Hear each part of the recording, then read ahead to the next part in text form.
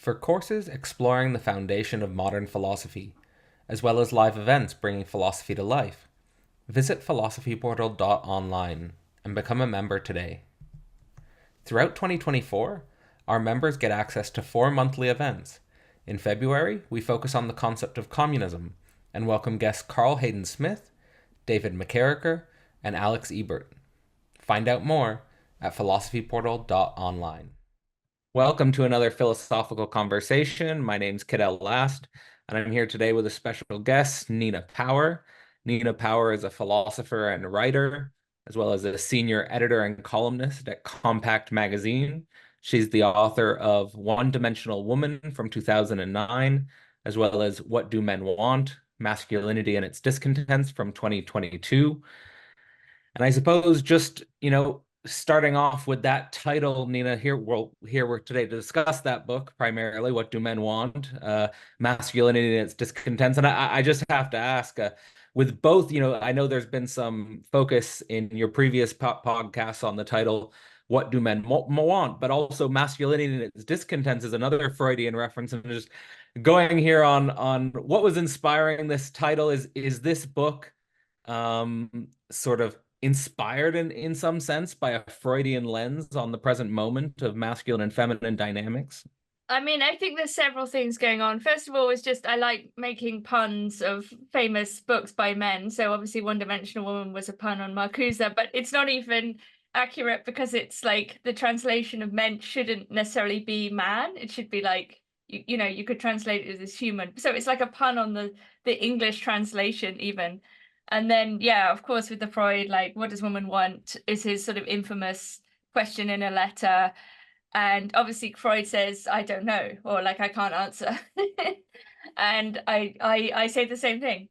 So my starting point is, yeah, both a kind of, I don't know, love of puns, and a sort of like attempt to be playful with these kind of great thinkers. And there's some Freudianism in the book. I mean, it's a popular book, so it couldn't it's actually very difficult to write a popular book. I have to say it's much harder than one might imagine, even I might imagine before I wrote it, because especially if you're I don't know, encultured in a particular academic way of writing, whatever style, whether you're a sort of deconstructionist or Heideggerian or whatever, or just a kind of banal kind of continental theorist or whatever, you can generally sort of understand the parameters of emulation, whereas a popular book is actually really difficult because you're kind of writing for everybody and nobody and somebody and one person, and trying to maybe say something deeper without putting people off or becoming too dry and so on. And so yeah, so there is a discussion of Freud in the book, but it's relatively limited. It's not taking exactly a psychoanalytic frame, but it does take some cues from our understanding of at least bisexuality. In the 3 essays on sexuality, I briefly mention the idea of passive and active as sort of part of everybody's makeup, if you see what I mean, and how to reconcile this kind of sort of ambivalent androgyny whilst at the same time recognizing sexual difference. So I'm trying to kind of, in a simple way or a straightforward way, try to preserve what I think some of the insights of psychoanalysis are. And obviously psychoanalysis has gone in various directions on the question of sexual difference and gender, and that, there is a kind of ongoing and quite heated discussion, I would say.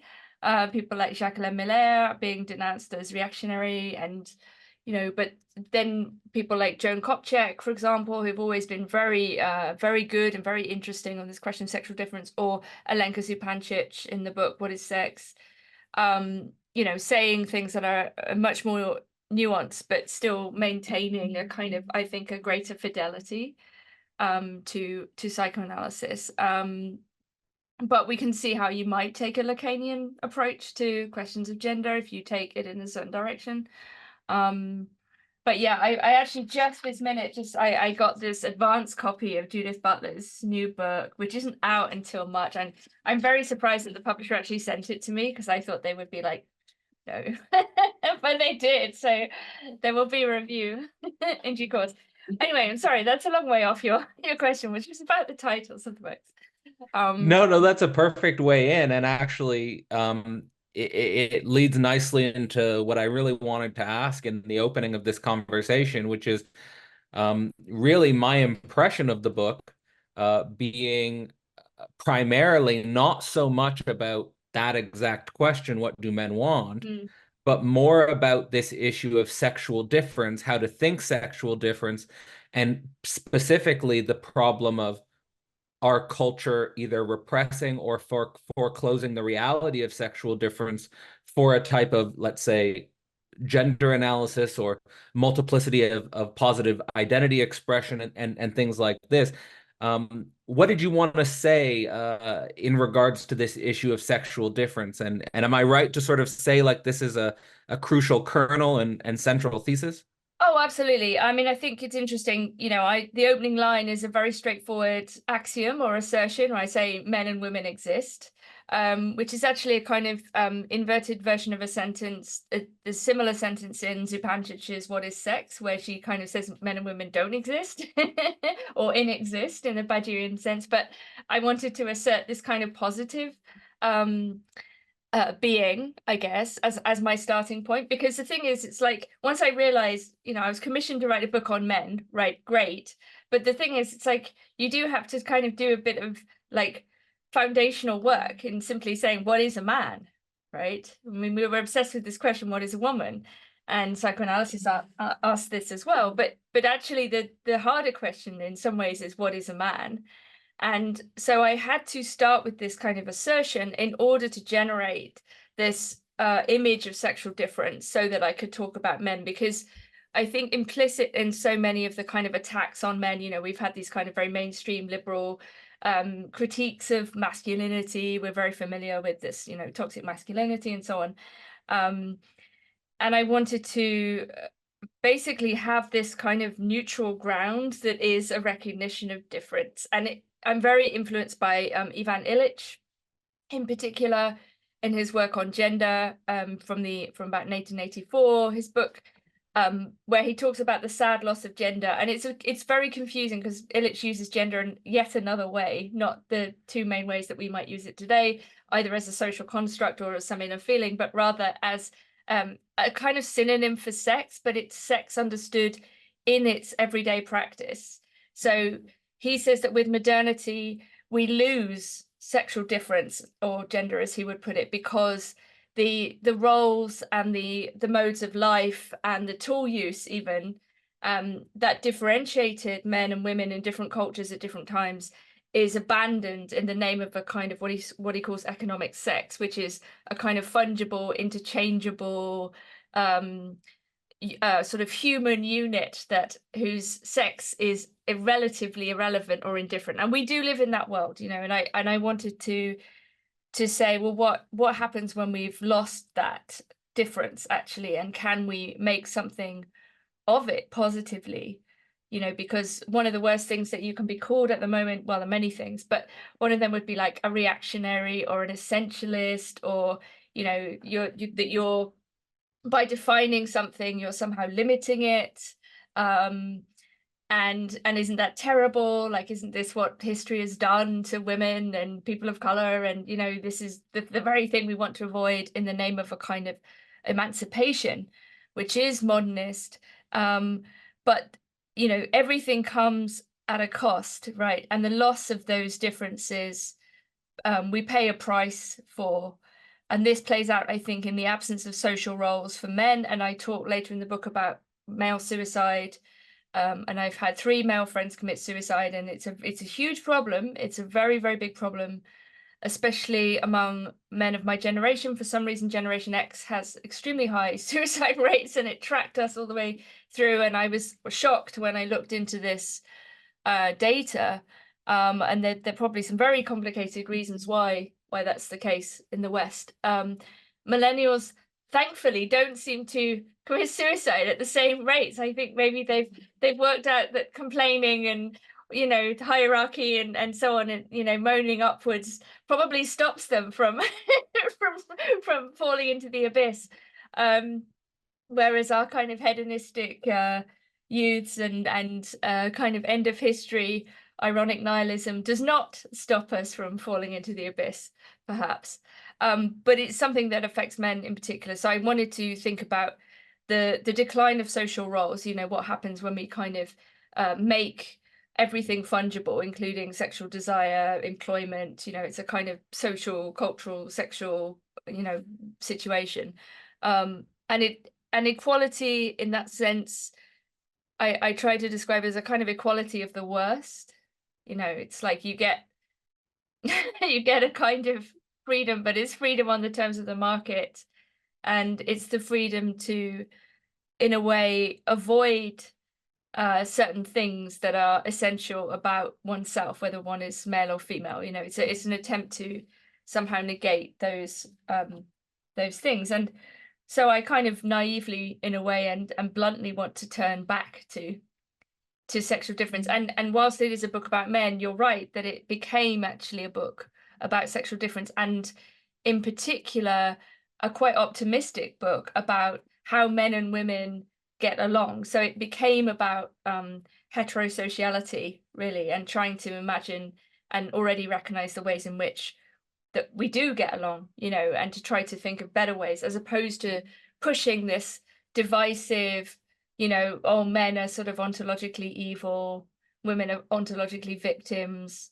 you know, that this kind of narrative that's been, you know, turned up in my lifetime and has, I think is, you know, just awful. You know what? It's crazy in some sense, how convincing that narrative became or has Mm. become. It's remarkable. I actually started my undergraduate career at McMaster University in Hamilton, and then I did a graduate school at University of Toronto during my master's, and in anthropology. Oh, wow. So so I was right at the center. I was right around the center of these discourses. I actually happened to be in the evolutionary anthropology department, and there was always these sort of cultural splits between the evolutionary anthropologists and the cultural anthropologists, and I could sort of see this discourse, as it were, emerging and sort of becoming common currency. And I remember thinking as an undergraduate, this isn't going to catch on. Like this isn't gonna go anywhere. And then, I've just had that experience over and over again throughout, the last, I suppose it's, 10, 15 years of it just becoming more culturally entrenched and more culturally attractive and more, institutionally endorsed. And it's very strange, but Mm. at the same time, obviously very powerful. And I suppose it does play into a part of our minds, perhaps also Western minds informed by, a Christian background of forces of good and evil. But also this sort of disorienting modern context of, let's say, techno capital, where we become desexed workers in some sense. And I'm legitimately in all the partners I've dated, including my current partner. We work jobs and we live a type of life which, well, I could do her job and she could do my job. Technically, it has nothing to do with the fact that I'm a biological male and she's a biological female. And there is, totally different challenges that we face as couples and totally different challenges that we face as humans, in such an environment. And, I appreciated the way you started the book, which I took to be a non-reactionary start, which was to say, like, in the last century, our world has become more interesting Hmm. as a result of this, basically, like, and I, for one, I'm not sure if I would.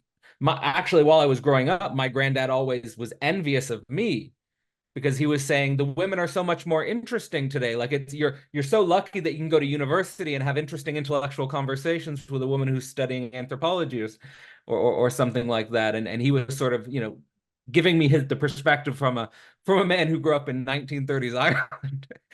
So, but the point being is that our world, in some sense, much more interesting today and much more rich. But at the same time, the major point you made is like, but chaos reigns. And so, where do you think someone who wants to bring back the conversation of sexual difference starts without falling into reactionary traps. That's something I've tried to do. I think you started the book on that step as well, I Mhm. think. Yeah, it's a very difficult one, and I think, after a certain point, any courageous intellectual must not care anymore about being called certain things. You know what I mean? Like, I mean, there's defamation and there's inaccuracy, but if you make points that go against the mainstream view or whatever presents itself as the radical view or the revolutionary view, you will at some point be called like these things, these terrible things. So in the first place, I think it's fine if people read it as a reactionary book in a way. Although I did try, like you said, I think to not simply, because in many ways it's impossible. We can't simply say return to whatever 1950, 1890, 1740, and there are many reasons why we wouldn't want to. Also, so it's trying to deal with the complexity of now, um without also, I guess, just being completely seduced by anything that says it's new, because not all new things are good. I mean, we're also surrounded by terrible ideas, many of which are sort of performing kind of ideological cover for capital itself, or so we have to start where we are. And I guess the motivation was just feeling how untrue a lot of the writing about men was, in my experience of the men in my life, right? So I thought, if I'd written a polemic that was against men, I'm sure I would have sold like 3 million copies, but it wouldn't have been true. So I wanted to write something that was like true to my experience and also optimistic and positive and so on. And but you're right that there is a kind of question about how we deal with certain things like proximity. We like I say, we live in this hugely heterosocial world. Everything is mixed. um we are far more fungible. Women are far more educated in the West, at least. We can't really put that in back in the bottle. Like, this is not it turns out, as Wollstonecraft wagered, that women, can think rationally, at least sometimes. I mean, not, rarely, but we can try. Um, so we have this capacity, and we've become political agents and so on, and we have to start there. I mean, it would be stupid to say let's just strip all that out, although that is a position that exists partly in reaction to what are perceived to be the excesses of, I don't know, liberal decadence. um but yeah, sorry, I think I slightly evaded your question, so could you repeat the Well, I just was sort of trying to, because I myself am someone who, although I don't really deal with issues of cancel culture in the sense I've never been canceled. I'm also I've never really had a major institutional position or something or anything like that either. Um, but I am someone who's been committed for over 5, 6 years to sort of making a sort of a theoretical push towards bringing sexual difference back mm, to the mainstream theoretical conversation. Like I've been teaching Alenka Zupancic What is Sex book, highlighting the sort of the emphasis on sexual difference. And she says explicitly, in relationship to Joan Kopechek's work, and in some sense, in many ways, an antagonistic relationship to Judith Butler, mhm. saying that gender has been neutered, Yeah. like neutered of its relationship to sex, and that I do think that there's major political consequences to bringing sexual difference back to the table. And that's actually something that I appreciate in not only Zupancic's work, but the Slovenian school work in general, is that they're not only influenced by psychoanalysis, but they bring psychoanalysis into a political dimension, Yeah. in which I feel like they do kind of avoid being sort of reactionary, at least but that they do get, Zizek does get leveled with these charges. My main question is, yeah, how do we bring sexual difference back to the table without falling into reactionary traps. I Yeah. feel like there's super important conversations to be had. And I feel like if we frame the conversation in the right way, we can make a lot of progress. Not in a sort of utopian sense of progress, but a progress in the sense of moving the contradiction in a more interesting direction. Yeah, no, I agree. I mean, that's exactly the question. So I suppose, yeah, I mean, first of all, just to say, I love the Slovenian school, and they were actually very supportive of me when I got cancelled, which I very much appreciated. So I have great admiration for them as human beings as well as theorists, and they a lot of respect for them. And I've had some very interesting conversations with Zupancic and Mladen Dolar and others, both in public and otherwise. So yes, I think that you're right that they're using Lacan and theory and various philosophers to avoid the traps or the allure of a kind of blunt reactionary position. I suppose maybe in a slightly more philosophical vein, I would want to defend an idea of essentialism that is not determinative, right? So like non-normative essentialism, because it's very obvious that we need to define things in the sense of saying what they are, what they can do, and what they're not. I mean, we do this in a more neutral way with everything, and this is just kind of basic conceptual work if we're talking about things in the world or ideas. And I think this fear of, I'm trying to write something on nature and essentialism at the moment, and this fear of essentialism, I think, must be understood psychoanalytically itself, right? So it's a philosophical question, but I think there's a psychoanalytic diagnosis, and it's kind of interesting to be in my mid-40s now, obviously a female in a world where I came after second wave feminism in the 90s. No, but like, to have this body, right, and these experiences, and to also to be told when we were younger, you can do anything, don't be held back by the fact that you're a woman or a girl at that point.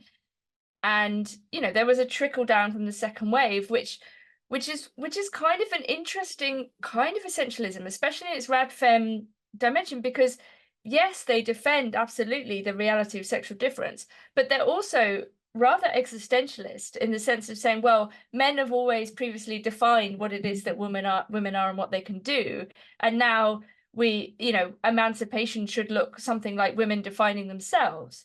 But there's no sense in which that's at the same time a refusal of sexual difference, right? I mean, it's precisely predicated on the real existence of women as a biological fact, but that fact itself doesn't determine anything. In fact, that it's a sort of a starting point but is non-normative. It's a kind of non-normative essentialism. So I think we have to do that kind of work, which is philosophical. I think the word gender has turned out to be less help and more hindrance. It's sort of replaced the word sex in many ways, or it's used in this kind of ambivalent, ambiguous way or euphemistic way, and has caused a great deal of confusion. It came from John Money at the end of the 60s, who's a sort of rather now hated sexologist who did sort of terrible things to his patients.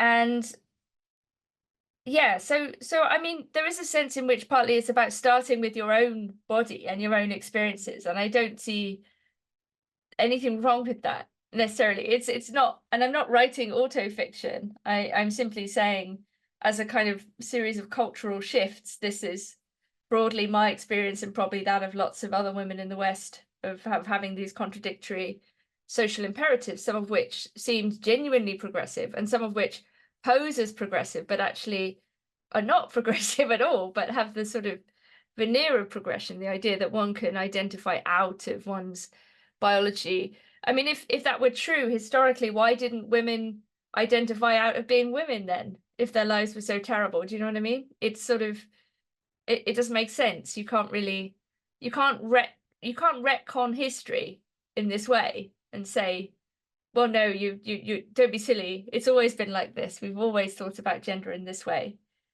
You know, of course we haven't. And it's this forgetting. Um, yeah. You know what? I mean, in all of in all of my closest relationships throughout my relationship history, I would say the contradiction of in the feminine identity between the career woman versus the intimate familial relations identity is a really, really disorienting tension.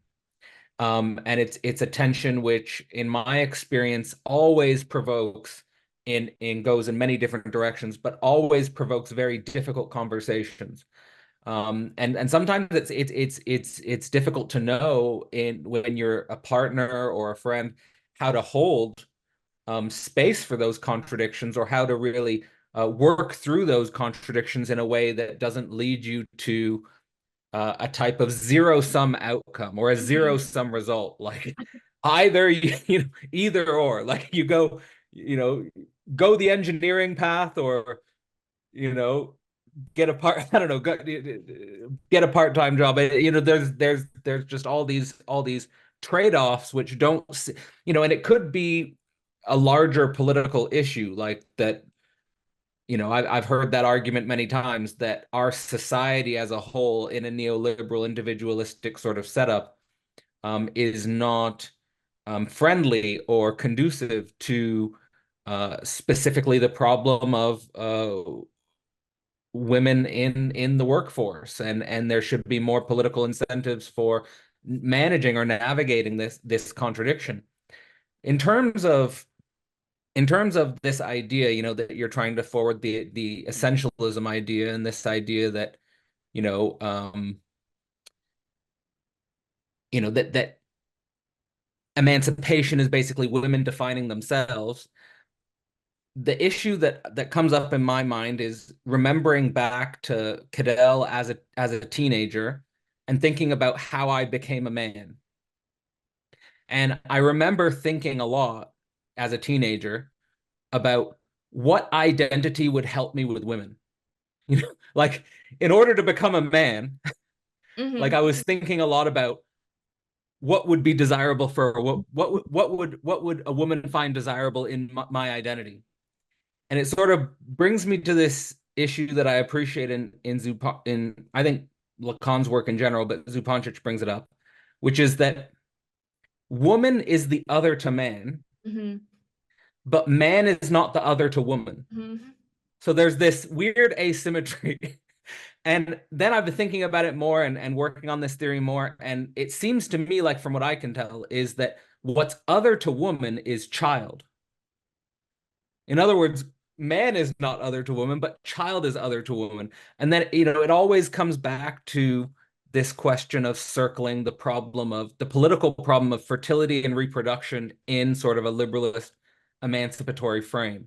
And these are the conversations that I find myself around more and more. I'm not sure if you've been around this more and more, but I would like to get your opinion on, in a situation where emancipation is women defining themselves, should we have more room for questions about the other, and specifically the other on the level of, let's say, reproduction?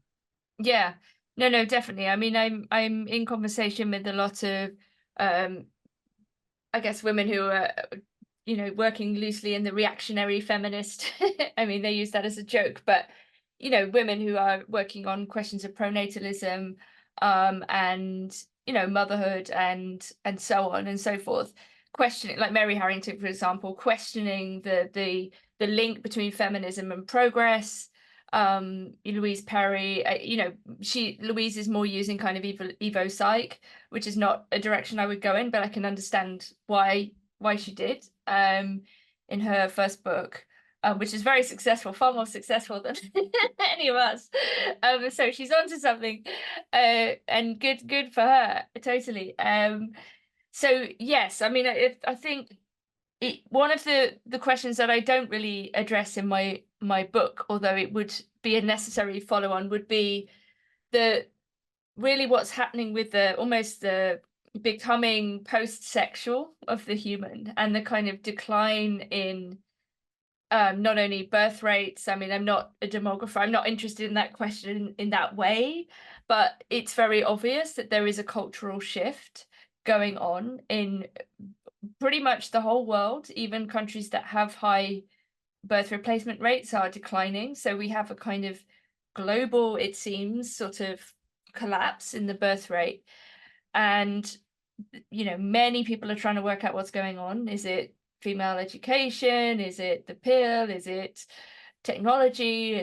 Have we reached a kind of population number for the planet? You know, like there's all kinds of cosmic and esoteric ways we could try and understand this, or more scientific, rigorous ways. I don't know. But I think there is a question about female emancipation. I mean, this is the second wave question, really. Like, what does female desire look like outside of its containment or capture? And, you know, we might say that Christian monogamy actually reaches a high point in terms of the protection and preservation of women and children. And Louise and others make this argument very well, that actually, you know, polygamy and these other kinds of systems don't really advantage women. They don't treat women equally, and that the one man, one woman, several children model was actually quite successful in many ways, and perhaps something that was, you know, provided economic and material and social protection for women and children. And we're kind of moving to the end of that model and more towards something like a sort of sexual indifference at every level, like an indifference to sex, both in its biological sense and in its performance sense, you know, the action sense.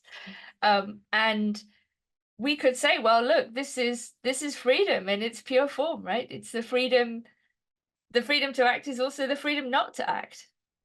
And why isn't this a kind of emancipation? You know, why should we continue the human race? You know, I don't have an answer to this question particularly. I myself have not contributed. So you know, I took the scholarly nun route out of this question. And you know, I think any healthy society must have room for men and women who don't have children, and there are different ways of dealing with those roles, or absence of roles. But I agree about this, you know, it's interesting, isn't it? This question of desire. So, you know, if women are the other of men, and the other of women as the child, what happens when women no longer want the child? You know, that the child is not actually, let's say, the object of desire in that way. I mean, of course, women are still having children, don't get me wrong, we're talking in, you know, speculative terms about tendencies and trends and, you know, all that. So it's curious, isn't it? Like the truly emancipated woman, although of course we're not emancipated from capital and labor and all of those things, but let's say socially or at least ideologically emancipated, appears to be choosing not to reproduce. That is a very, very difficult question, and I don't have a very good answer to why that is. And one wonders if that was the suspicion all along, historically. You know, because I think probably to highly sensitized, very socialized women, the idea of childbirth seems very difficult in many ways. It seems like a visceral, dangerous thing. You know, if you don't have any experience of children being around, you know, everyone's like a only child. You're not encultured into thinking of children. I don't know. It really is an interesting question. I mean, you know, and we might be interested in it for different reasons, but you know, and I might be interested in it even for reasons that I'm not even aware of myself, because like I remember my first scientific paper was about declining biological Mm, reproduction, and one of the reasons why I wrote that paper was because I had studied evolutionary history for 4 or 5 years, and then, I looked at the demographic data. I think it was just contingent. I was looking at data on this, and I thought it was actually an incredible paradox that the human being in material abundance would, as it were, take itself out of the genetic sort of reproduction cycle mm, when you look at biological organisms in general, there's a principle that the reverse tends to happen, that when a biological population comes into a windfall or a excess of abundance, they reproduce like mad. mm, And they reproduce so much that they undermine the food resources that happen to fall onto their population for a short window of time. And of course, we're a very weird and different species, and for various reasons related to language and culture. But it's something that I'm still kind of shocked doesn't get more attention. But of course, it mm, is getting more and more attention now politically, because there's a whole movements about pronatalism and stuff like that coming up. And I'd imagine it's going to only intensify perhaps in the years to come. But what I was thinking about when you were talking on this question of desire is sort of a thesis that I've been playing with at Philosophy Portal, related to, well, one, Nietzsche's idea of the spiritual child, that sort of the end of spiritual development, or the spiritual metamorphoses leads to the spirit child, which of course is not necessarily, it's just a metaphor based on sort of the wonder and the joy and the innocence of the child, but doesn't necessarily need to be understood in biological terms. And also sort of the way in which I feel like in some sense we're living in a metaphysically a Deleuzian landscape of new materialism, where desire is understood kind of either beyond or beneath the signifier. mm. Like it's just sort of like flows of desire, and Mm. if we introduce the signifier, that we're introducing limit and lack. Sort of bring this to mind in regards to what you were saying about definition and limit being seen as against emancipation. Yeah, And exactly. actually, definition and limit in a certain philosophical paradigm is actually emancipatory. Hmm. The definition and limit gives us sort of the boundaries and constraints for a higher order form of emancipation. And I think that sometimes we get this mixed up when it comes to, say, polygamy and monogamy, for example. And in any case, I wonder about, you know, how this how this philosophical paradigm is perhaps um, almost like an acid, infiltrating or is underneath all of the different ideological movements which are informing our notions of sex and gender. I'm not sure if you know too much about Deleuze and new materialism, but if you do, I'd be interested in your perspective, just because so much of your book is playing with Freudian categories, and of course Deleuze and Guattari have quite a laser-eye negation of Freud. Yeah, yes and no. I mean, yeah, I agree. I agree. They kind of tried to sublate sort of Freud and Lacan in a way. But I mean, yeah, I was at Warwick in the 90s, so yes. Ah, yeah. Um, Okay, so that in the that late kind 90s. So yeah, I mean, that answers it then. there was nothing but Deleuze and Foucault for like, and Lyotard, and post-humanism and anti-humanism, and the cyborg world to come. And but my feeling on this use of desire, I mean, obviously I have the idea of one in the title, and I talk a little bit about desire. I mean, I think we're 60 years after the sexual revolution. I think freeing the flows of desire actually is itself reactionary. I think that actually what happens is that they are re-territorialized along power lines. And if somebody sort of says, well, my desire is more important than your desire, and if desire is like the measure of emancipation, it's like, who's got the biggest desire? It becomes like this question. And I think smaller desires are like buried, or desires that are seen as yeah, restrictive or reactionary or definitional or safeguarding are seen as like killjoy. You're like a buzzkill, and I think that women are often positioned on the side of like blocking desire, whether they are refusing the sexual advance or whether they are saying to men like, no, we don't really want you to perform this your fetish or whatever, like.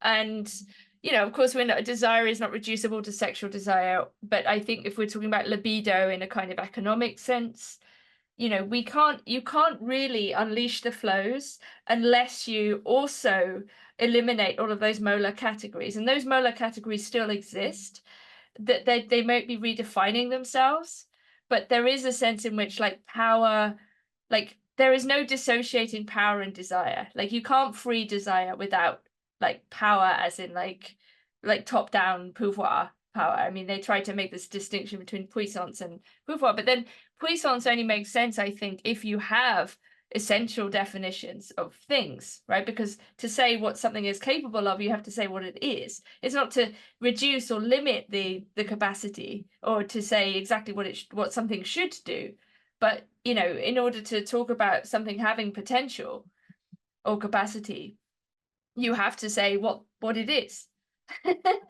And there is no kind of free floating desire in this way, right? Like it's always constrained. And I remember having conversation, I gave a paper about some of these issues, and there was a young woman in the audience and she was very upset with me, and she's saying, you're being so exclusionary, like you're using these words, it's so unfair, like you're being so mean. It was like the kind of be kind thing.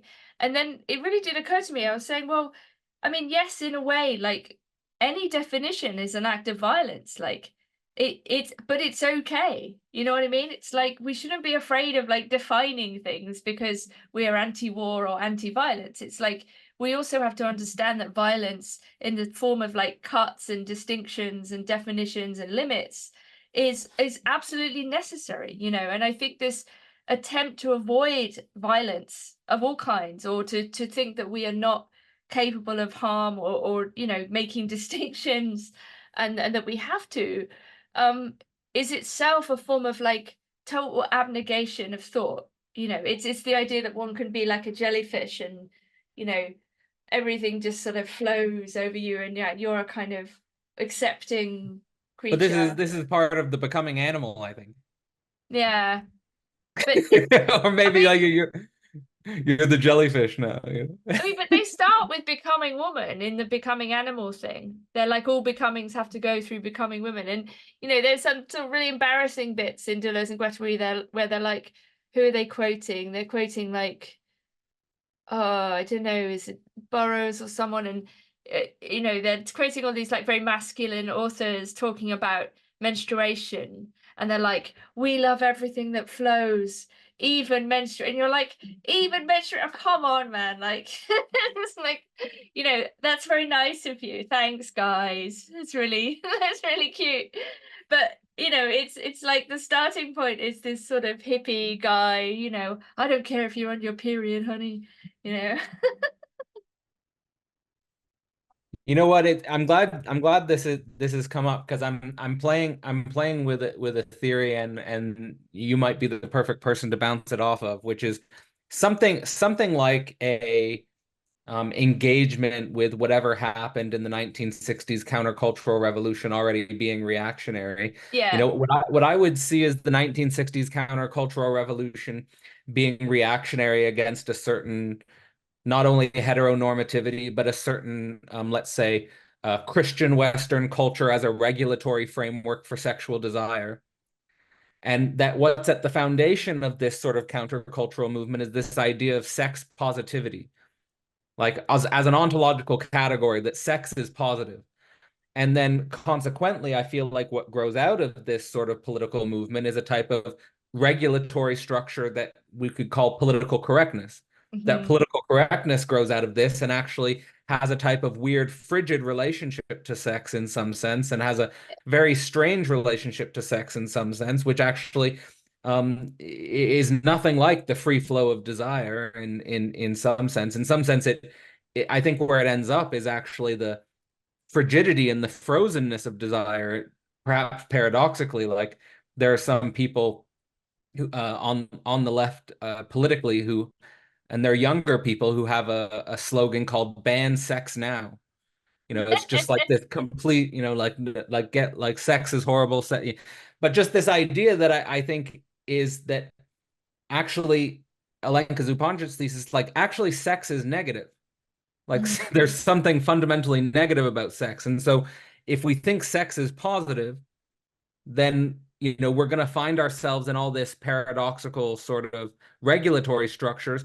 And actually, you know, my understanding of the Christian thesis on sexuality is that actually there's something negative at the core of sex in Christianity as well, with original sin.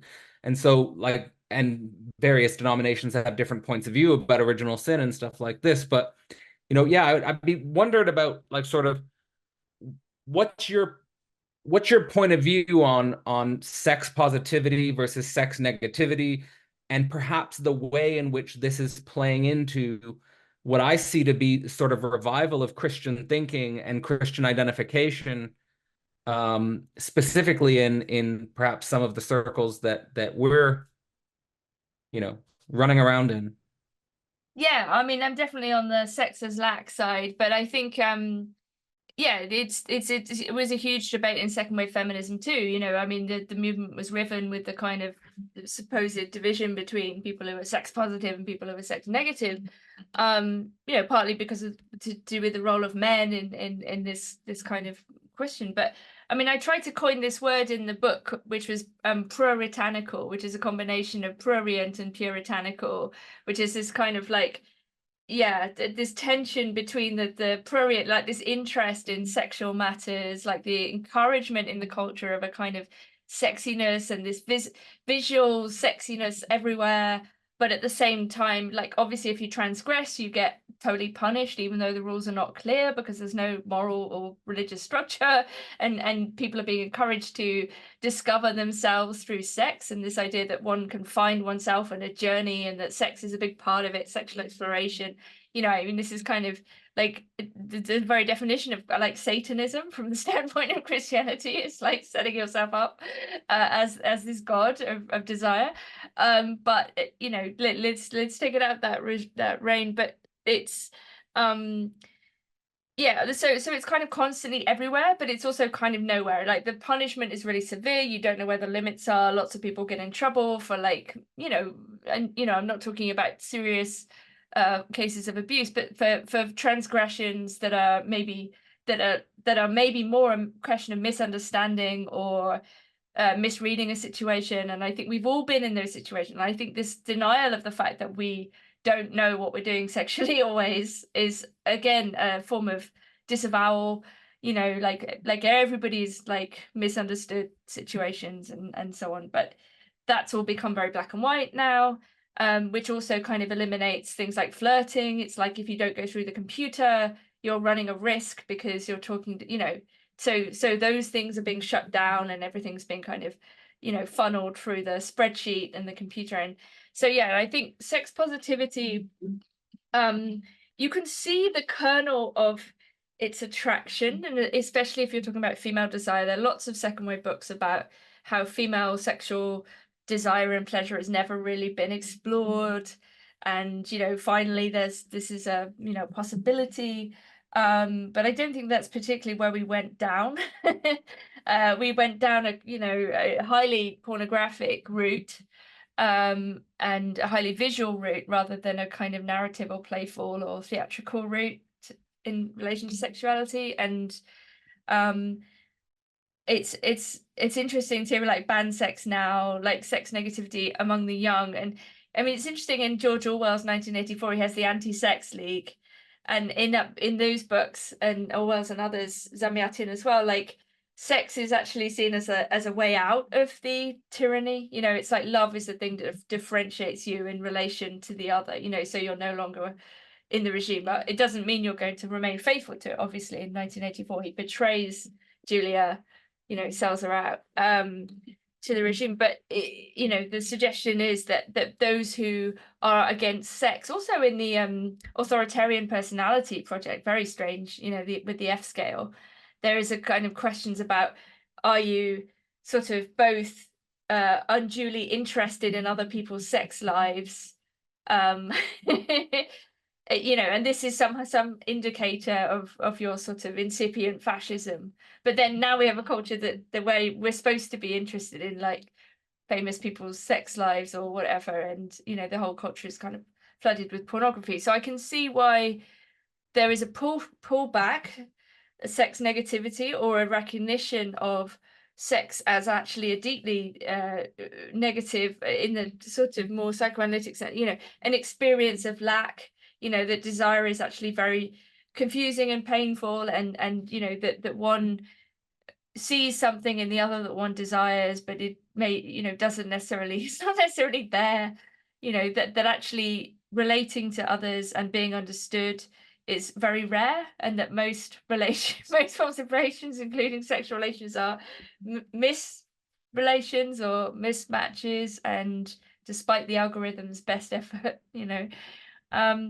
So yeah, I think we have just this huge tension, like on the surface of sexual culture, underneath a really anti-sex culture, which is not the same as an understanding of sex as a negative, or sex in its negative sense. And it is true that there is part of this puritanical thing manifests itself in a love of bureaucracy. So like, you know, when people are in polygamous relationships, it's manifestly clear that the desire is going into the organizing.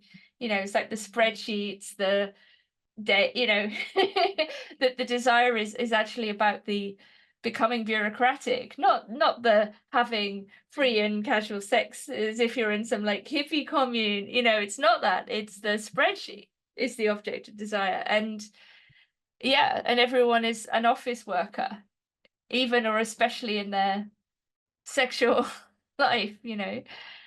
And yeah.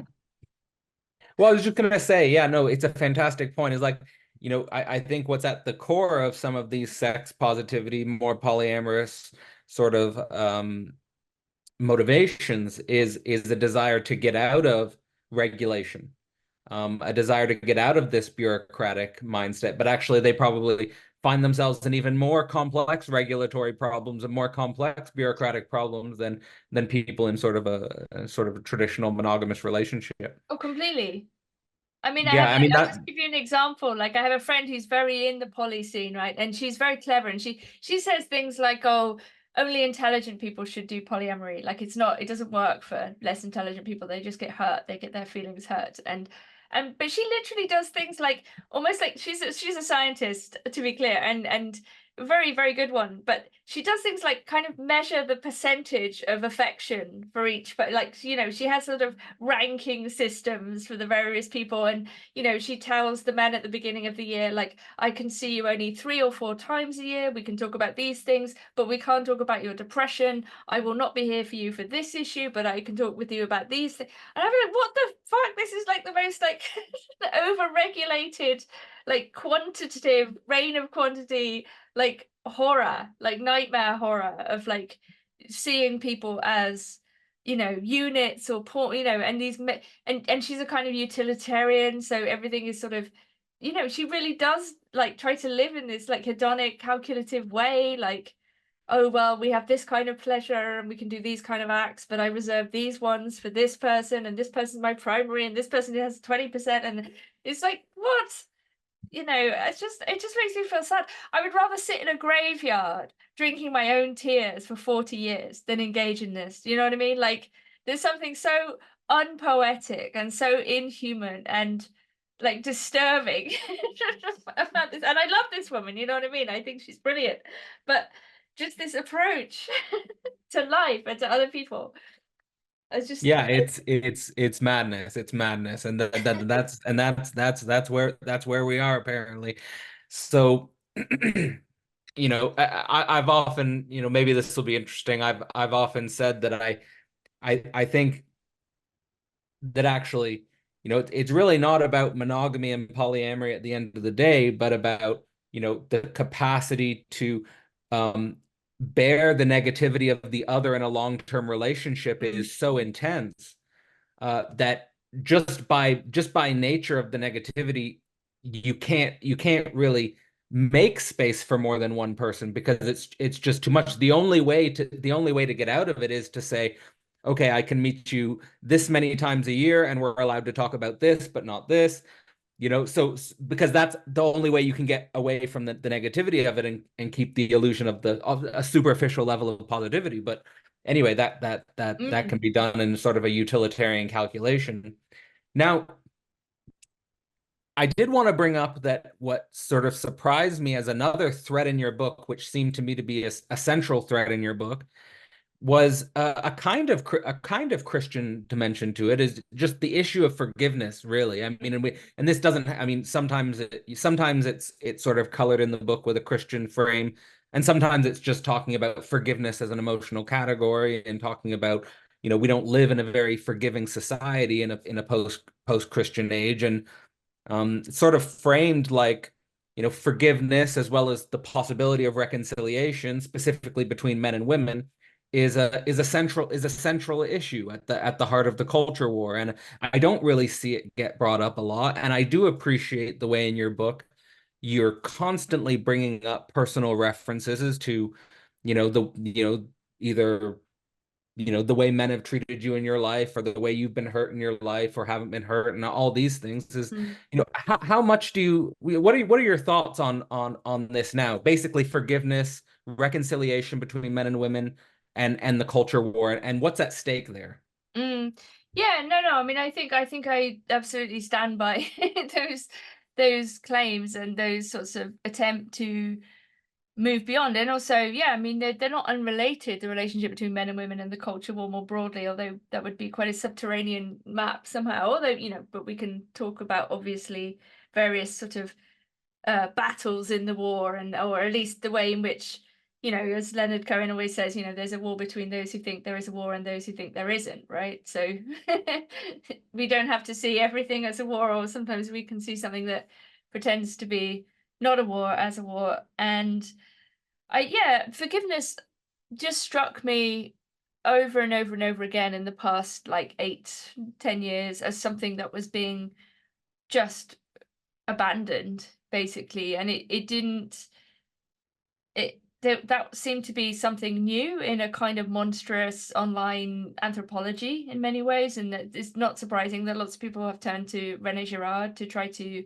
understand mechanisms of envy and desire and scapegoating. I didn't mention Girard in the book explicitly, I don't think, but it's definitely informed some of my thinking, because it's very clear that it's become, well, maybe the scapegoat mechanism is sort of speeded up in the internet age. And, it's very easy to construct scapegoats. It's much harder. And this I think is one of Christianity's great insights, that in order to, as Girard points out, in order to arrest the spiral of violence, in order to, in a way, how to say, like, damp down, or to roll back the endless kind of back and forth and the possibility of violence, either you need a sacrifice, or you need both a sacrifice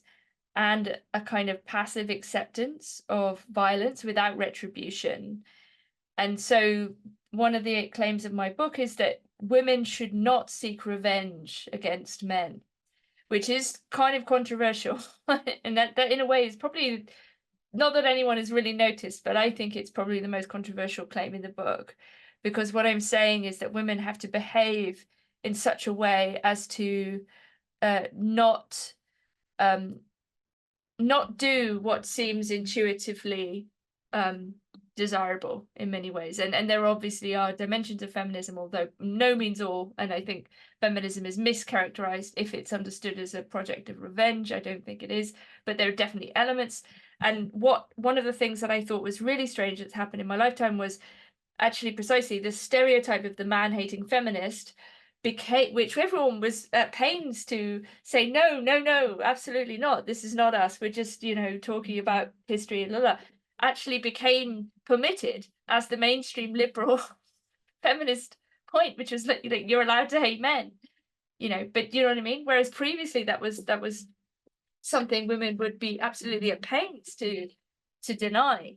And I do think that true misogyny and true misandry are rare. I think they're rare pathologies, but nevertheless there has been this kind of cultural push to demonize men, and that would get that in a scapegoat way would seem to open the floodgates for the revenge on men, right? And you can see those in Me Too, where some women were saying, well, it doesn't matter if innocent men are named because, oh, well, they're all sort of guilty, aren't they? Or, there's just collateral damage.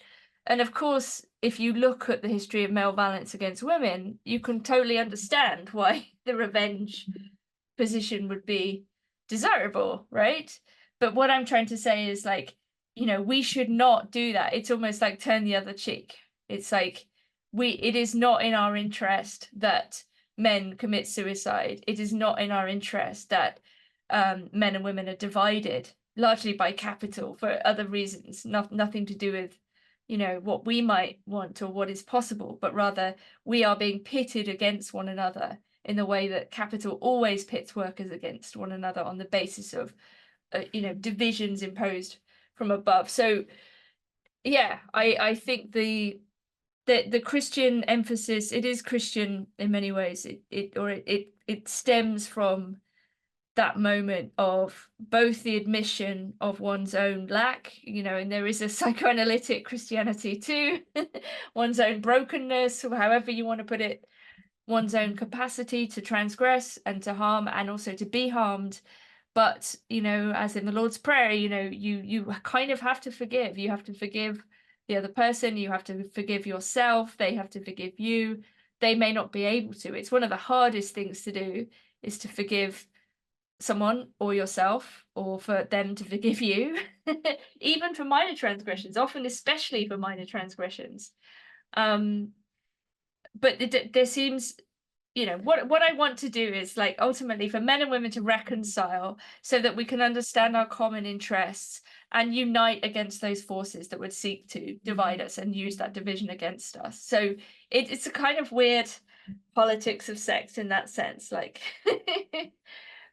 For courses exploring the foundation of modern philosophy, as well as live events bringing philosophy to life, visit philosophyportal.online and become a member today. Throughout 2024, our members get access to 4 monthly events. In February, we focus on the concept of communism and welcome guests Carl Hayden Smith, David McCarricker, and Alex Ebert. Find out more at philosophyportal.online. No, I think it's important. I'll say from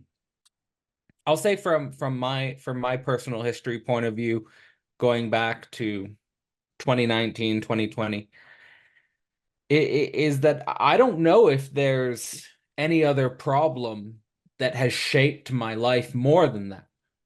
Like I think that issue specifically has shaped my life more than any other on and I think that this sort of foreclosure or repression of the paradoxes and the difficulties of forgiveness needs to be brought back to the table, because there's so many. I think it's a mega philosophical issue, of forgiveness, because I wrestle with it for years, and it's not obvious it's not obvious how to approach it. Like, for example, like one of the things that I've struggled with is, say you self-consciously forgive someone.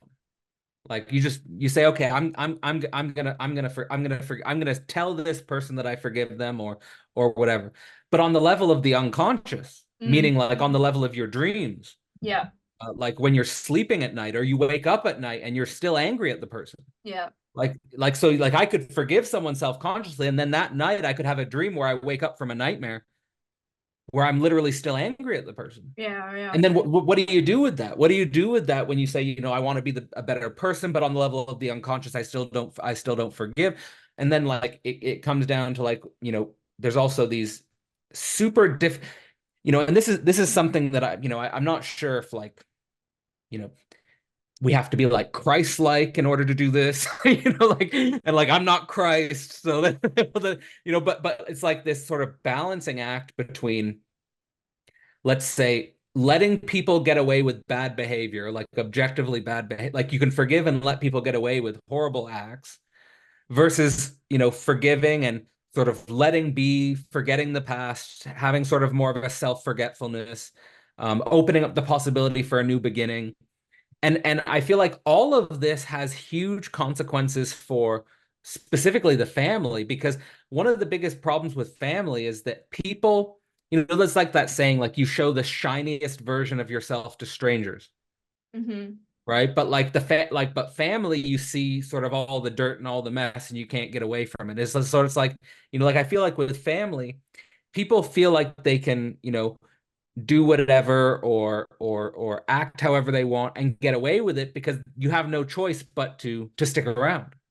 Yeah. You know, so yeah, I mean, I guess what I'm coming around to is like, I guess forgiveness as a philosophical problem, you know, and it is I think the consequence is this relationship between having strong extended family networks and basically being prey to an individualistic model of capital.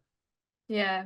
No, I completely agree. And I've had that exact experience of like ostensibly you know, egoically forgiving and unconsciously clearly not, like having dreams where I'm literally punching people in the face or trying to, failing, but I can't even enact violence in my dreams. But you know, yeah, where people have denounced me or written open letters, you know, and I'm clearly still angry. Like I clearly, yeah, it's like, and this kind of unilateral forgiveness where you're not, you know, and we're in a situation, maybe it's always like this, I don't know, but where people, if people simply refuse to talk to you, like there's nothing you can do, you know what I mean? It's like people will just cut you off, they will ignore you, they won't answer your emails or your phone, you know, you just become like a non-person. So there's no possibility of dialogue, which in itself is a kind of limbo, a kind of violence, you know, where there's no possibility of making oneself understood. And it's almost like the threat would be, what if you could explain yourself? You know, this person doesn't want there to be even the possibility of an explanation because that would challenge a decision they've already made or whatever. And you know, it would humanize you, and if people don't want you to be humanized, they can't talk to you. So yeah, this is a huge problem. We've also had this kind of discourse, which I'm kind of fascinated with, of diagnosing others with things like narcissism. You know, there's like this huge internet culture, and I watch people like Sam Vaknin and like these kind of videos where it's always like almost the presupposition is that the other is always harming you, like you know, you're always the victim of someone else's pathology, whether it's a personality disorder or you know, narcissism or whatever. And it's kind of super interesting, and it goes again along with what Girard is talking about in terms of victimism, and like, you know, the higher status is to be the victim. And you know, I've often, I think, found myself like a few years ago, like where people clearly wanted to be a victim, and it was kind of expeditious to use me or other people as, you know, the persecutor, or to invoke me as somehow the one who's causing harm by things I've said, or you know, my own behavior. And there's no ambivalence. It's simply, you're an abuser, I'm abused. You know, you're the oppressor, I'm the victim. And woo, you know, it's very difficult, isn't it? Like, do I forgive the people who put me in that position? Complicated. This seems to be like the Christ-like problem disposition. And this comes up, you know, like, I mean, I think it's, you know, it does come up, it comes up in your, you know, I feel like it's a theme that runs throughout your book, and so I feel like it's worth us talking about it, Yeah. is that, you know, this idea of a victimhood. Like, I grew up in a secular household. I grew up in an atheist world. Yeah, me too. For the most, I didn't go to church as a child. You know, My parents were not religious. I wouldn't say they were vocally atheist, but they were just secular people, you know, and I grew up in a secular world. And you know, it's interesting when the West gets rid of sort of this foundation of Christianity for a more pluralistic expression of faith, that what appears with this hyper passionate intensity is this problem of the victim and the role of the victim in the culture. And I know Girard's basic theory is that Christianity kind of is the way in which our culture has historically resolved the problem of the victim and scapegoating in particular, you know, by, you know, Christ sort of takes Christ sort of takes that onto himself and sort of represents that symbol to the rest of the culture. I mean, I guess my question is, and in you know, my question is, I suppose, is that I've been following many conversations lately about the return of religion and this mode of the sacred coming back to mainstream discourses in a multi-faith secular society. Do you think we do need to bring back sort of a monofaith foundation in order to resolve the issue of the victim? I mean, I don't think it's possible. I mean, I'm not a theocrat. Yeah, but those conversations are being held now, I think. Sure. I mean, but I don't think even the most sort of vehement, I don't know, Christian nationalists, if that even really exists, and is not some kind of psyop. I don't even think that position really imagines that there will be a theocratic government in the US, for example, right? Like it's clearly not possible. I mean, I'm interested though in a religious resurgence, or maybe even the anthropological question about whether we can ever not be religious, depending on how we understand religion, and questions of ritual, questions of how we bind ourselves to certain values, and so on. And I think, many people are having these kind of like simultaneously anthropological, historical, sociological, moral, relational crises almost about where their values are coming from and how they are situated as individual, as inheritors. Like, yes, I mean, most people now are probably brought up in a secular way. I certainly was. Religion was almost like, well, it's up to you. No one would want to impose anything if you feel later on like you might, kind of vague. I mean, most liberal humanist principles are basically watered down Christian principles, but I think the point is precisely what you're saying. It's like, well, we actually do lose, if you lose the nuance, you do lose these things like forgiveness, and because we've forgotten that we're all always already slightly guilty. Christ has already sacrificed himself for us. So we can't set ourselves up as judge, as pure judge, right? For example, because we already partake in a sacrifice. We didn't have any choice about it, perhaps, and maybe this is one of the things that people resist. Like, why should I feel guilty for something I didn't do? But then what happens is that these guilt flood back. It becomes historical guilt. It's guilt around slavery. It's guilt around, it seems impossible to eliminate these anthropological categories. I mean, this is why Nietzsche, like a really serious dialogue between Nietzsche and Christianity, or Nietzsche and has to be an ongoing one, because Nietzsche is also quite correct in his diagnosis of what happens in the relationship between Christianity, democracy, liberalism, and so on. And then this is, it's not like we can go back to a pure Christianity that isn't, that hasn't already then become liberalism, which is where we're at. So we have to start where we are. And and recognize, I think, maybe in the first place what we've lost, through, but this doesn't then mean we want some sort of like state-led religious revival or something. I think it's not going to happen. Though it is interesting to think about Russia in this regard. and the use being made of orthodoxy there as a national project and as a project that is also positioning Russia against the West. That the Russia is holding back the catacon.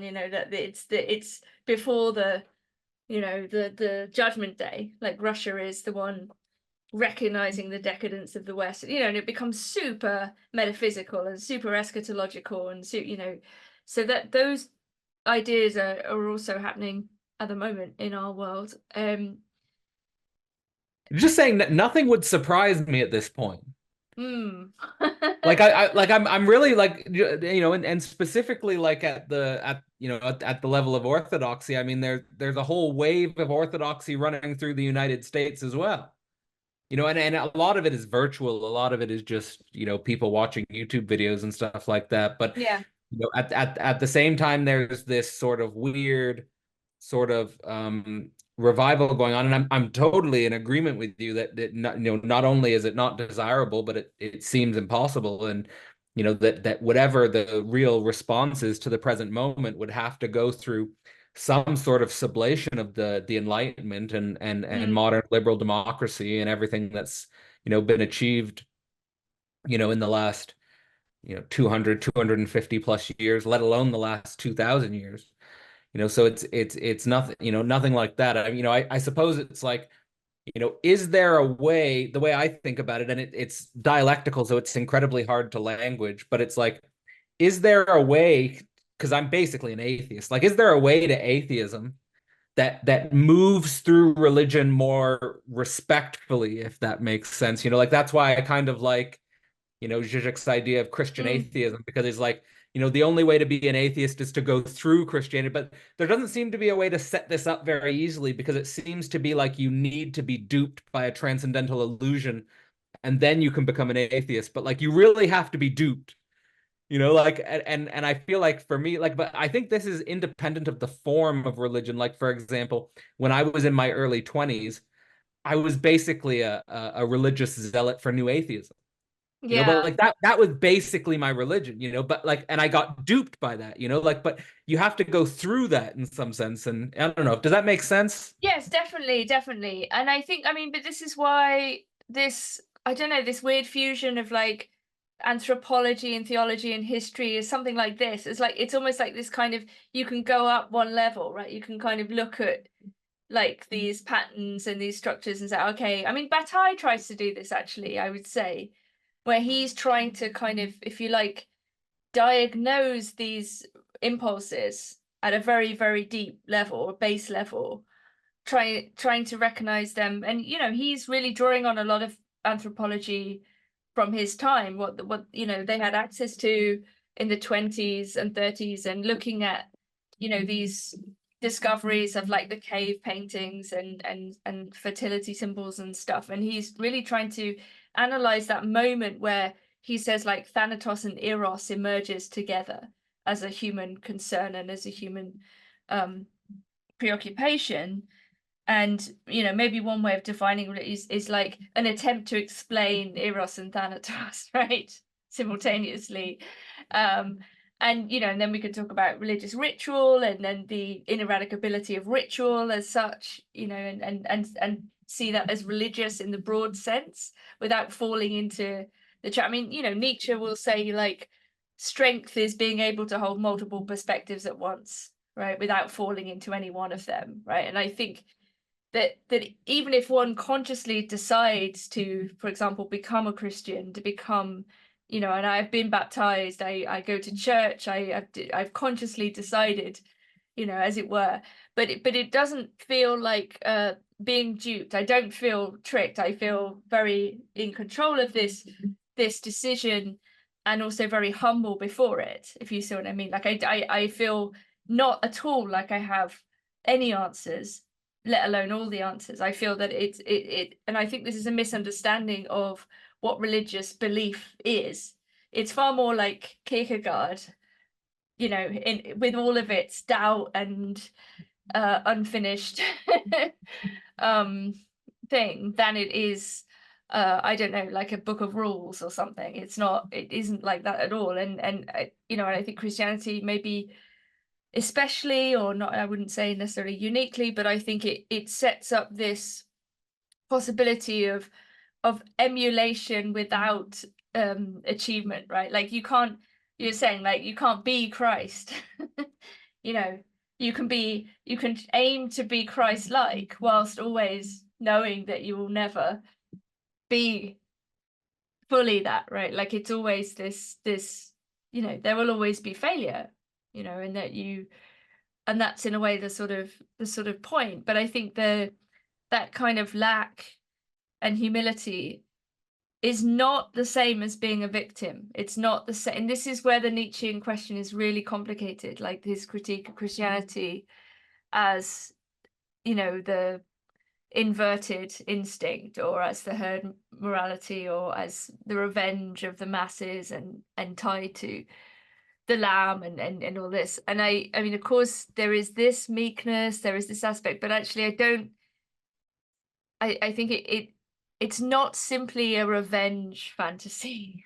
You know, I think in fact, as you know, in my understanding, precisely in relation to these questions of forgiveness and the recognition that one is capable of harm and violence, as well as being harmed and be violent against people being violent to you, that's more it. It's not we are meek and therefore we will get our revenge against the eagles, you know, or whatever. Like, whereas I think Nietzsche's image of Christianity is in fact what people now, what the main, if we want to call it whatever, the revenge culture is, right? Like, so what Nietzsche says Christianity is in fact what has come after Christianity, which is this black and white moralism. I'm good, you're bad. You know, this kind of unforgiving landscape where people are held to, they must adhere to the very worst thing they've ever done or said, and that's who you are, you know, this pinning you, and that's not Christian. I mean, I certainly see the way in which Christian metaphysics can lead to the type of subject that would get, let's say, an excess jouissance in a revenge fantasy. I mean, I can see sort of how that works. For me myself, you know, those dimensions of myself where I could sort of get carried away with the fantasies of revenge. I precisely would not see that as a Christ-like motion. What I would see as a Christ-like motion, or what I've come to understand as a Christ-like motion, is more the transformation of a violence that I would want to externalize being internalized. And maybe that's what he's talking about with an inverted instinct. It's like, you know, you try your best to take that fantasy of revenge or violence, and you internalize it, and then you're sort of wrestling with, I guess that's where you're wrestling with self-doubt and anxiety, and I'm not Yeah, sure. I mean, I think for Nietzsche, it's more materialistic in the sense of like the ascetic ideal is like one of self-denial. It's like, you know, you literally deny yourself things and you think that makes you a better person, right? So, I mean, that's one aspect of it. And of course, Yeah. this is like, you know, I don't know, I was thinking about Lent earlier, and some, you know, Orthodox Lent is extreme, right? It's really like 40 days, no meat, no fish, no dairy, like no eating during the Right. day. You know, I mean, you know, these are, you know, like Ramadan also, and many other religious practices, you know, these are forms of self-denial, clearly, right? With a spiritual Absolutely. purpose. And I find them very interesting, actually. Like, I mean, they're like actually fascinating. Yeah. And how asceticism relates to desire is a very complicated question, because it's not clear. Like, you know, I mean, as Nietzsche points out, you know, you know, there is no like denying the will, like the will to deny is itself a form of will, and you know, there is no Yeah. like, you know, we'd rather will nothingness than not will at all. you know, so the will is obviously present, and the desire is obviously present in these forms of restrictive practices, where Oh, absolutely. you know, we know this, right? We know this, and some people turn it into like a entire set of behaviors. I mean, I know people who are like really into like edging, and you know, like very sort of like sort of both aesthetic but ultimately quite ecstatic. You know, the relationship between the denial and the expression is often because they want to enjoy more, right? So it's like if Yes. you know, if you don't come for like 4 months, it's much Yeah, better, yeah. whatever, you know, blah, blah, blah. So the, you know, that whole thing. But yeah, I don't know what's. We can go down that road though, because one of the parts of your book that I really like, and maybe it's perfectly situated in what we're talking about now, is kind of the way you point out that masculinity has become big business in a sense, you know, and since like Oh sort of yeah. the Jordan Peterson phenomenon throughout, you know, the last, let's say, 5 to 10 years, you know, masculinity as a business, and also the weird internet subcultures that have emerged among men, do sort of have perhaps the appearance of sort of the unconscious seeds or the unconscious germs of things that would become religious practice. You Yeah. know, things like nofap or Yeah. things like MGTOW. Yeah. Like MGTOW could even be like the origin of like people going monk mode. Oh You no, know, like totally. and guys say monk mode, right? Like I'm Yeah. going monk, Yeah. you know.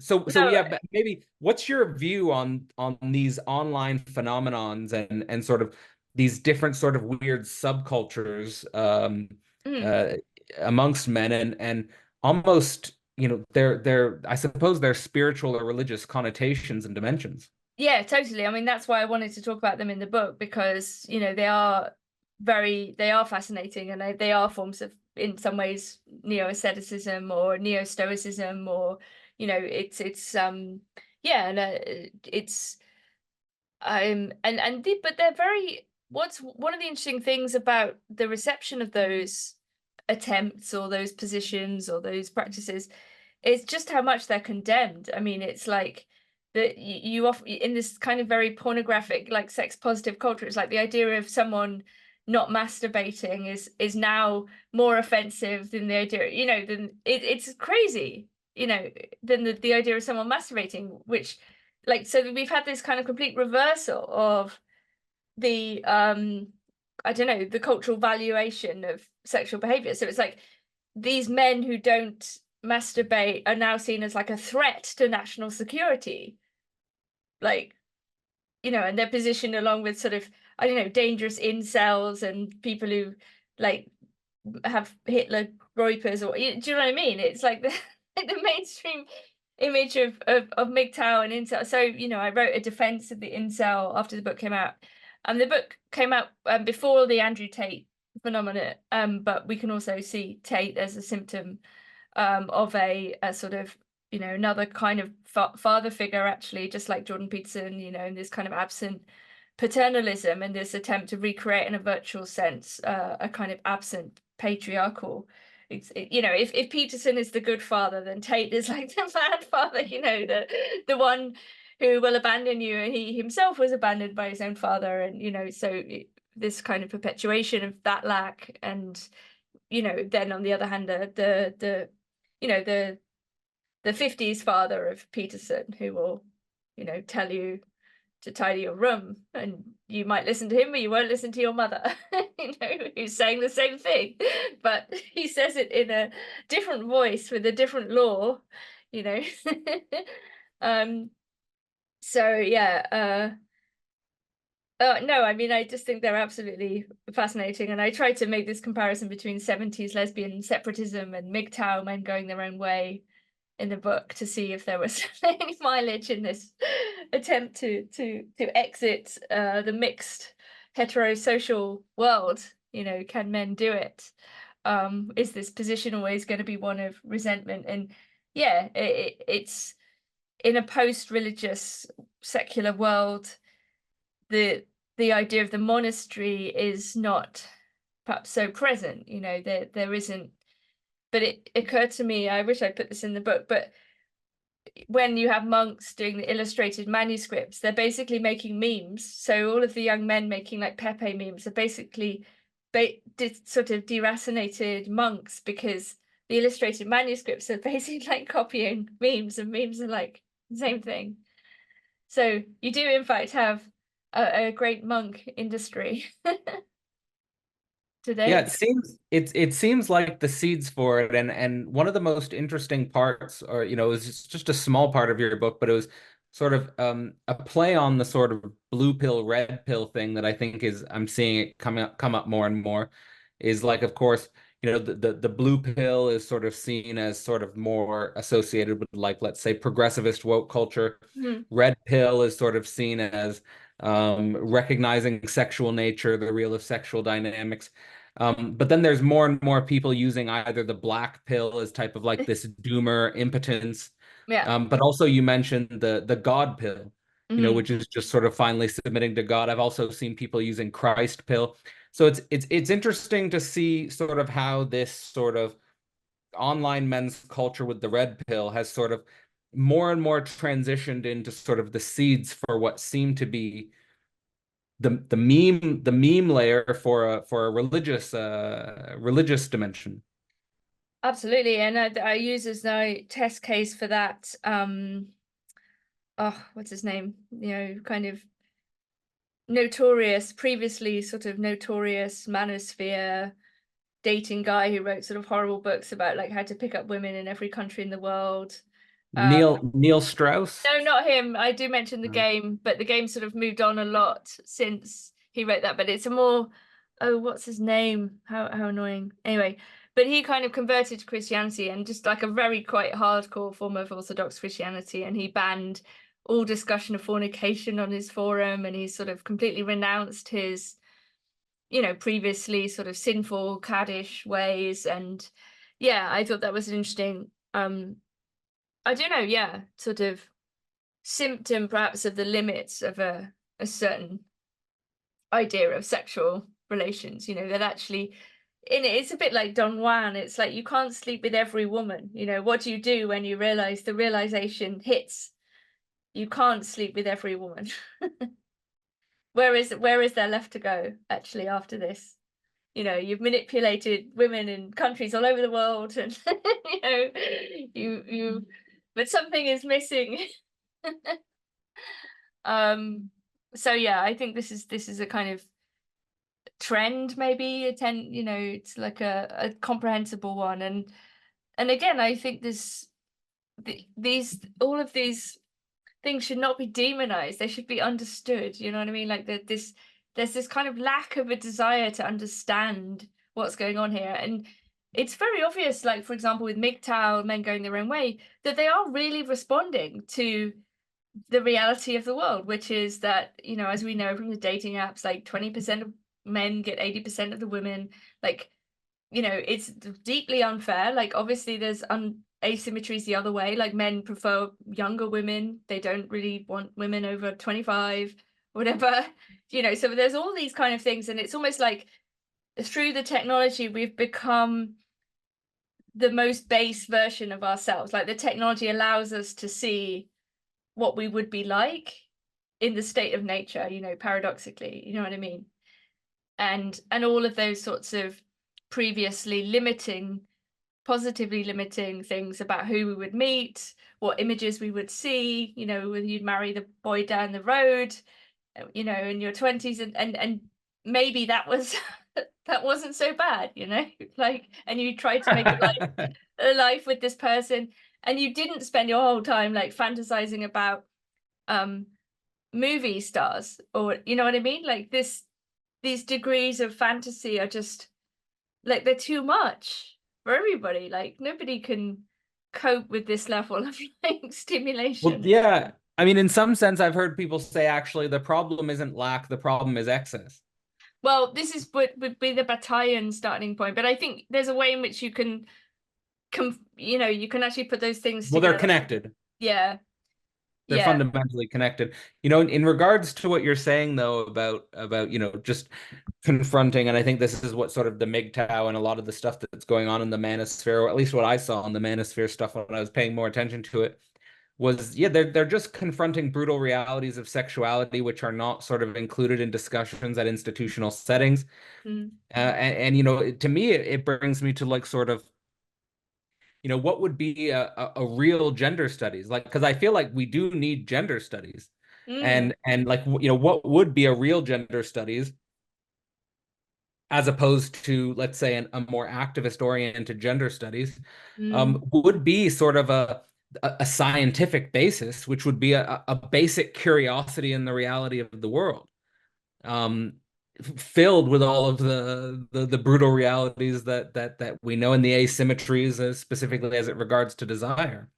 You know, it would use the field of sort of it would use the field of what's actually happening as the material for study, as opposed to sort of activist projection. I'm not sure, though, if I have any faith that that will ever sort of come to pass, or, you know, I don't know if it could come to pass. It would require on a different type of subject. I'm not sure what you think about it. Yeah, I mean, like I say, I think, you know, there are various people like Louise Perry and Dana Fleischman and others who are kind of working in this way, like to talk about sexual difference and in a kind of evolutionary psychology or evolutionary biology way. I think there's room for that.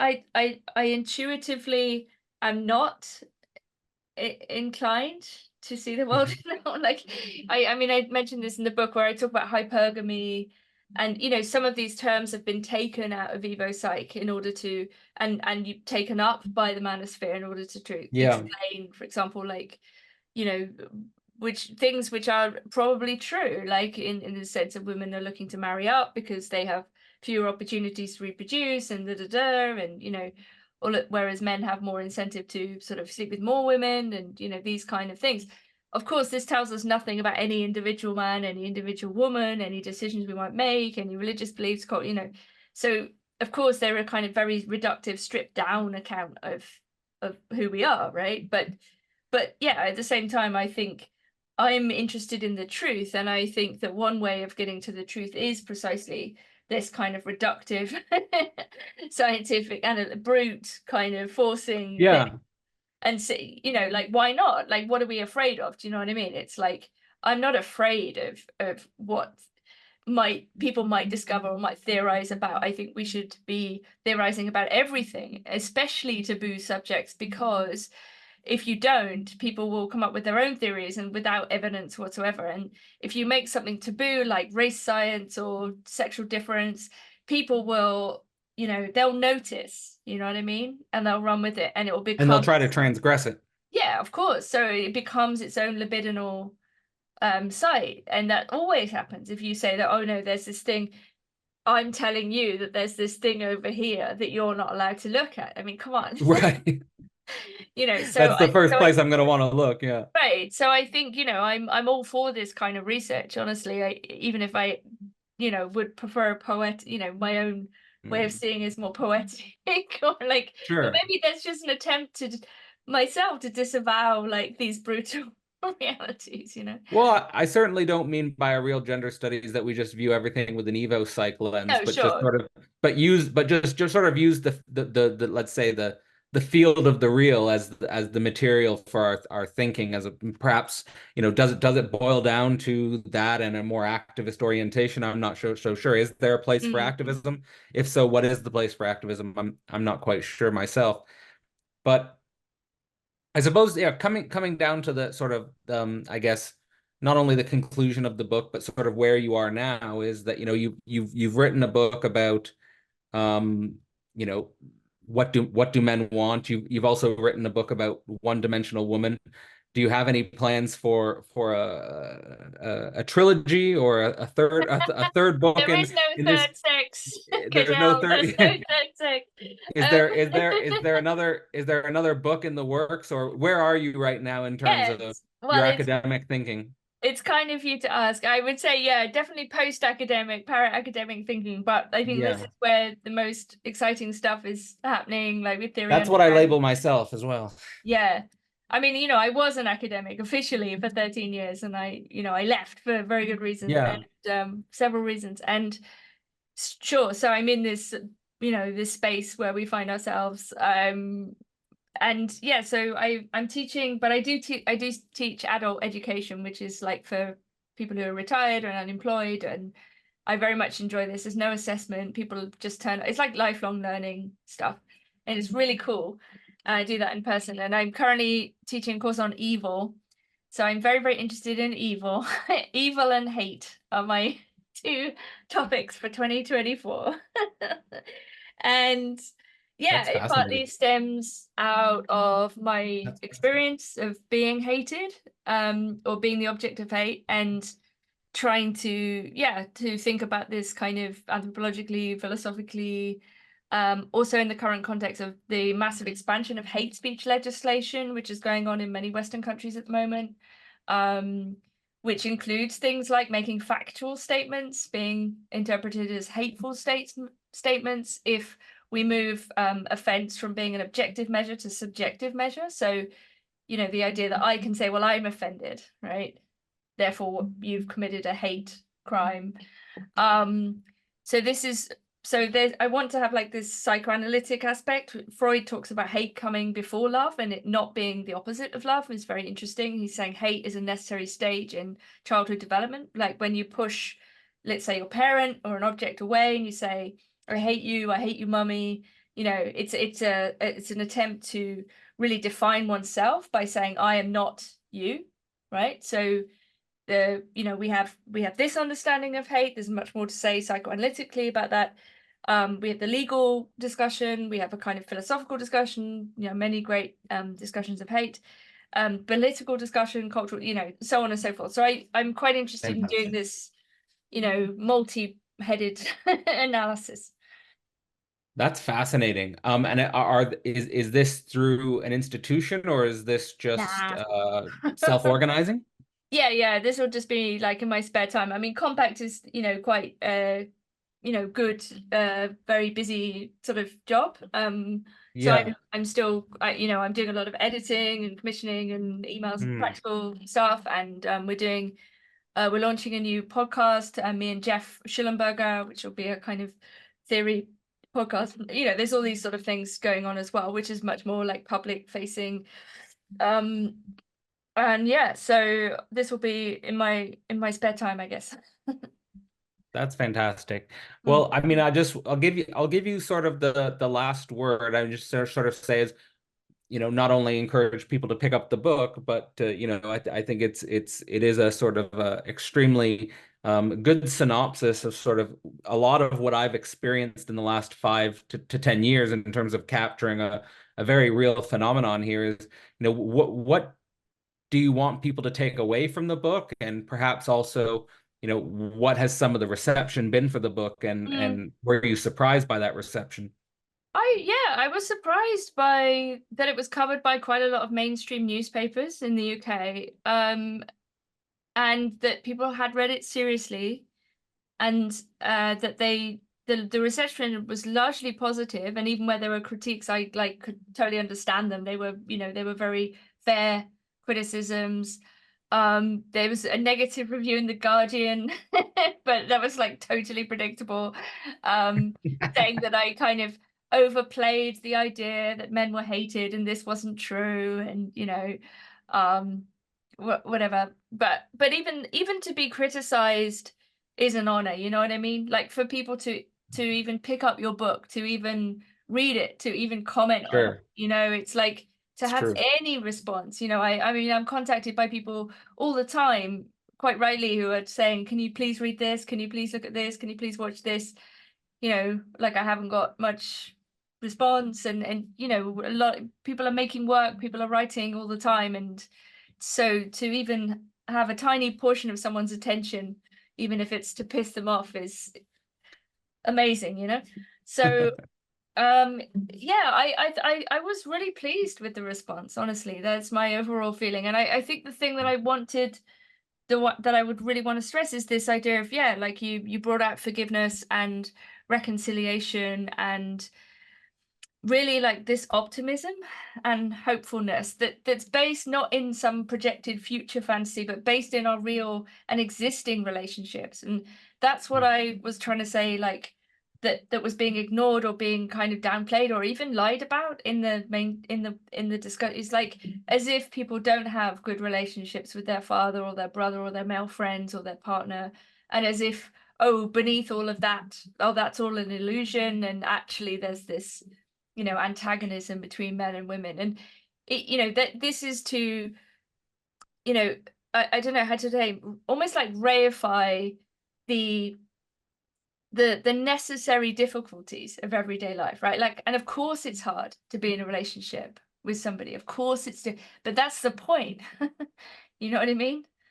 Like the idea that everything should just be smooth and everyone should just behave as you would want them to behave, and no one's ever going to make a mistake, and you know, people are always going to be in the same state of mind. Like it's not, it's just clearly not true. Like, you know, to make a life with someone or to even to be friends with someone for a period of time, you know, you take on, or you should take on, and you know, to relate it to the last few years, it's like to abandon your friend when your friend is like being accused or they've done something wrong or you disagree with them. Like this is betrayal. You know, this is the circle of hell where Dante puts people quite near the middle, because actually betrayal in that sense is really one of the worst things you can do. You know what I mean?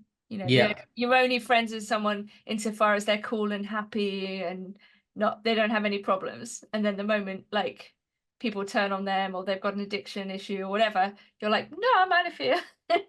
And this Yep. cannot be the model for. No, I appreciate you bring that up, especially also Dante, because you know I think that it's worth sort of emphasizing that the center of hell for Dante is betrayal, and Yeah, I can sort of say that on both ends of that equation, actually, like when you are betrayed, as yeah, well as when you betray someone else, indeed. unless you're a sociopath, I suppose, betrayal leads you to the center of hell because it's just, you know, as bad as it feels to get betrayed, I feel like it feels just as bad to betray someone, Probably you know, worse. Probably probably worse. worse. Yeah, my experience, it is worse, Yeah, I think so. you know, but But to yeah, certainly the recognize, center of hell. yeah, to recognize our own capacity and our own complicity, our own evil, you know, our own, do you know what I mean? Like, and this is the thing that I think a lot of people are refusing to do. They will not look at their own evil.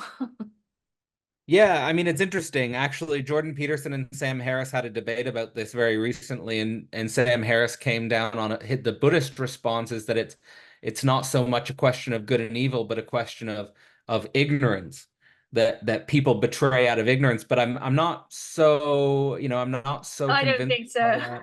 I think Yeah, people I mean, don't. yeah, I wasn't convinced either, but that was his response. But yeah, I should watch that. I think that I've been thinking about this in relation to malice and stupidity, because people always like do, oh, well, you know, either that people are doing it out of intention or they're just stupid. You know what I mean? People often say, like, is the government just stupid or is it evil? You know, like these are, but actually there's a form of stupidity which is evil, I think, right? Where people are willfully um say denying something or they're blocking something, and you could say it's ignorance, but it's intentional ignorance. It's like I've decided yeah, not to know. So I think we can't talk about ignorance yeah. without also talking about it being desired or intentional, you know. I also like on the level of how I understand Lacanian ethics is that just because there's subject of the unconscious, that doesn't mean that you're not responsible for the subject of the Right. unconscious.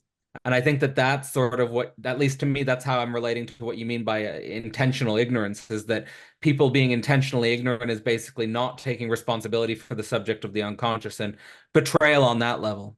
Yeah, yeah, it's true. I mean, you're betraying yourself also, right? And when Yeah, people absolutely. betray their own intellectual capacity, their own like, yeah, ethical capacity, true. I think this is happening a lot, and then you just end up with this amnesia, like this kind of, oh, that didn't happen, or it doesn't matter, or Right. Yeah, absolutely.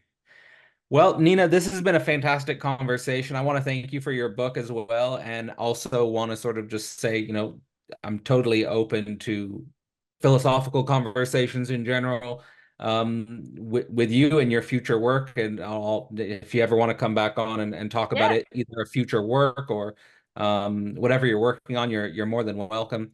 And I guess I'll give you the last word. Is there anything you'd want to just say to the viewers as sort of a sign off? No, but thank you very much for like being so thoughtful and preparing and, being so open. And, I'm really glad that there is this world of like para academics and, That's what we are, yeah. exactly. Like, that there is this network, because I think, the only way out of some of these like I don't know, seemingly intractable contradictions is through, but like we need to sort of make, and we are making like our own platforms, our own culture, our own institutions in the loosest, smallest possible sense. Absolutely, absolutely. I think there's a lot to be optimistic for, as you pointed towards. And I'd also want to say, like I just want to bring back my granddad's point of view when he told me, like he was like, all this chaos of the modern men and women relationship. He was like, I'm envious of you. I don't want to go back to the 1930s. I'd rather come to the 2010s and the 2020s and be with you. So anyway, that's maybe my sign off. But thanks so much, Nina, and for everyone listening. Thanks for staying with us. For courses exploring the foundation of modern philosophy, as well as live events bringing philosophy to life, visit philosophyportal.online and become a member today. Throughout 2024, our members get access to 4 monthly events. In February, we focus on the concept of communism and welcome guests Carl Hayden Smith, David McCarricker, and Alex Ebert. Find out more at philosophyportal.online.